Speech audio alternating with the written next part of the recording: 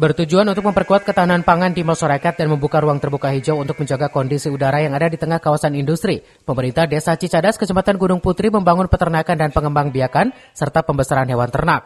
Melalui kelompok tani yang dikelola masyarakat di Kampung Parung Tanjung, RT 03 RW 11, Desa Cicadas, Kecamatan Gunung Putri, Kabupaten Bogor. Di lokasi yang sudah berjalan selama 2 tahun ini, kelompok tani karya lokal sedang fokus dalam pengembang-biakan dan pembesaran hewan domba, dan untuk peternakan ayam kampung dan budidaya ikan tawar sedang dalam progres. Diutamakan pengembang-biakan dan pembesaran hewan domba yang dalam setiap tahunnya sudah dapat menghasilkan di saat umat Islam merayakan Hari Raya Idul Adha. Hewan kurban ini dijual secara langsung dan juga bekerja sama dengan koperasi perusahaan-perusahaan yang ada di desa tersebut untuk pemasarannya.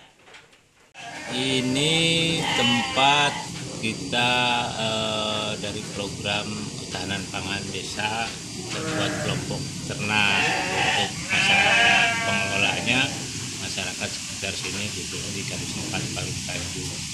Alhamdulillah sudah berjalan hampir 2 tahun.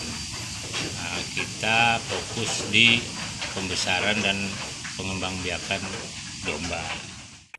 Sementara itu, kedepannya kelompok tani karya lokal ini di tempat tersebut berencana akan dikembangkan dengan membangun wisata edukasi, baik peternakan maupun pertanian. Dan pihaknya berharap ada sentuhan dan bantuan pendanaan dari pemerintah Kabupaten Bogor dalam mengembangkan industri kelompok tani ini. Dari Gunung Putri, Kabupaten Bogor, Edi Junaidi melaporkan.